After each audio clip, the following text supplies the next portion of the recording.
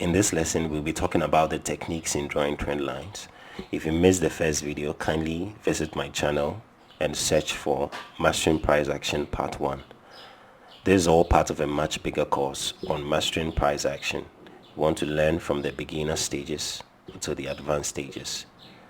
So, I would ask that you stay connected as we learn. I'm Danny Legend and welcome to Boom and Crash Expert Advisor.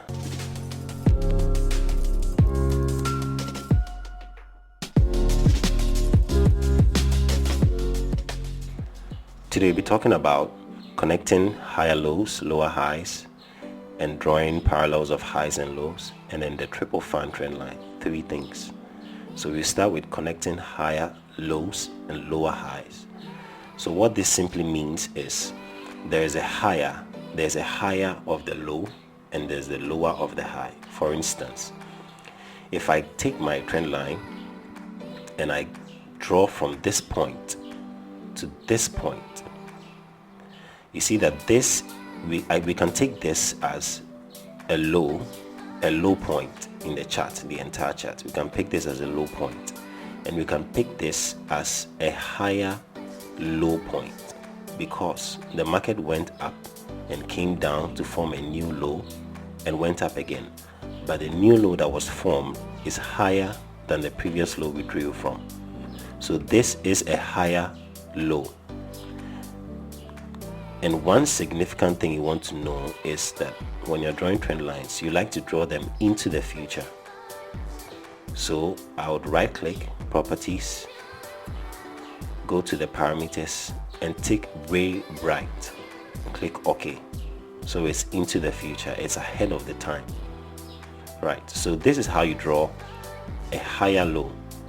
Then if you want to draw a lower high connecting one point, say this point, which is a high point, to this point, which is another high point because the candles read down and then came up again to form a new high, but this new high is lower than the previous high.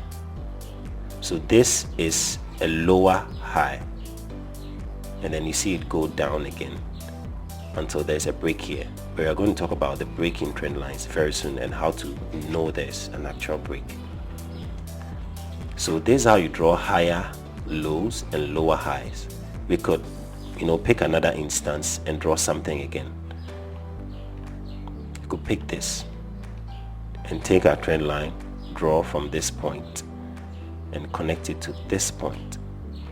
So you have what? A higher low.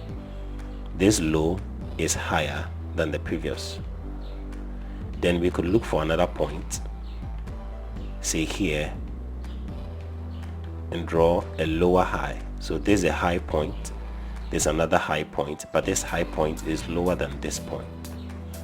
So we draw this and then we have lower highs. So higher lows and lower highs. Then the next thing I want to draw, or the next technique, first of all let me delete everything. The next technique is drawing the parallels of highs and lows. So for instance, let's pick this. What you want to do is, it's more like creating a channel, but this time we'll do it manually, then we'll use the tool. So first of all, I'll look for a high point on my chart, a high point. Let's assume this hasn't yet occurred and the highest point is here. Let's assume this hasn't occurred and the highest point is here. I'm going to take my trend line and draw from here the highest point. Okay, I'm not considering the wicks, and if you know, the wicks are the tiny lines that indicate the highs and lows of every candle. I'm not drawing that, I'm just touching the body, the candle body. So from here I can draw my line to this point. Now I'll take out the ray right.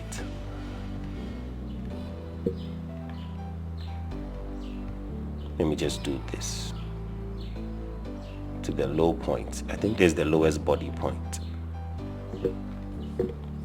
Then I'll take my trend line. I'm doing this manually, then after that I'll use a tool.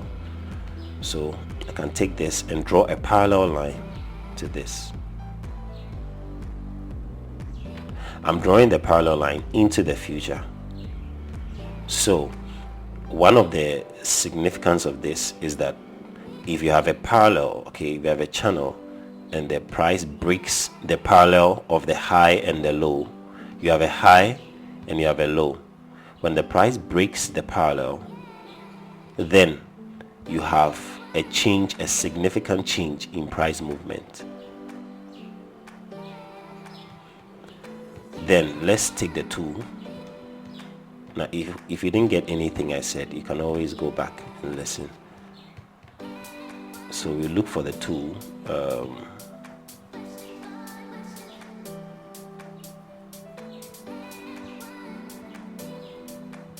The objects rather, and the channels, equidistant channel, which is also here. Okay, so I can draw from here.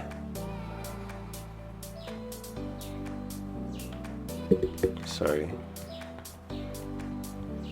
Yes, I can still do that. I can draw from here to this point, the high and then the low. Then I can shift by using this point so that the parallel will move ahead of us. So when there's a break, I'll stretch it out a little bit. So when there's a break, then you know there's a significant price move. It's very simple. So you always look for, so if you should move to the current time frame, you can look for a parallel by first of all getting the top of the highest on our chart, and then we connect it to the lowest, which is here on our chart. Then what I'll do is I'll shift it forward and bring this to the top and stretch it down here. So when price breaks this line, do you see what happens here? You see that the candles are just lying flat on this line, okay, because they serve as a good support. But first of all, candles read downward, go up, come down, and then they break this. So once they break the parallel line that connects your high to your low, this is a significant price move. You can go for a buy.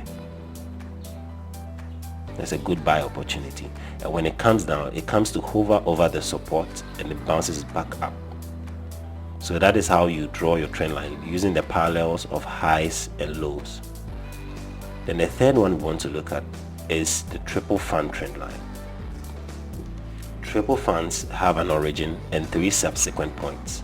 The first one is the origin to the initial extreme, and the next one is the origin to the secondary extreme, and the third is the origin to the third extreme.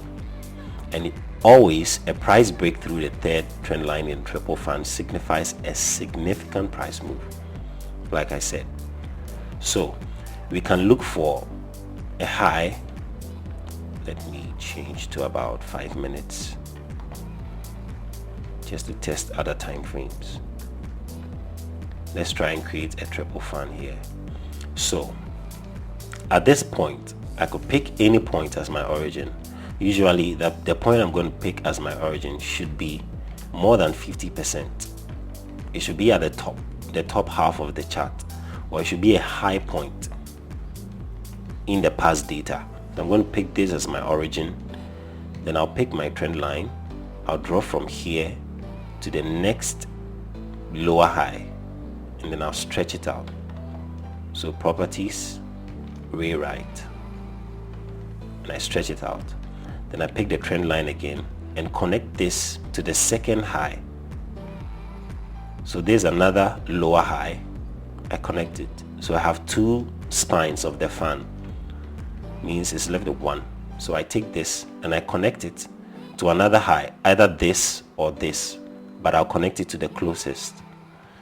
So I have this point, point A, point B.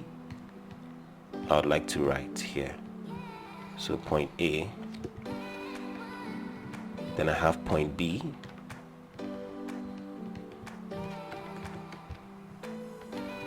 then I have point C. which is this. So this is my triple fan. So what's happening here is immediately price breaks the third fan, ABC, that's point C. You see what happens here? Immediately it breaks this, I can go for a buy. But as you see, what happens here is price doesn't trend immediately to the top. It comes back down and bounces on the second fan. It bounces on the second fan, which is B, and it uses B as a support, and it bounces back up again. So you see that point C, or line C, is broken twice, which is here and there.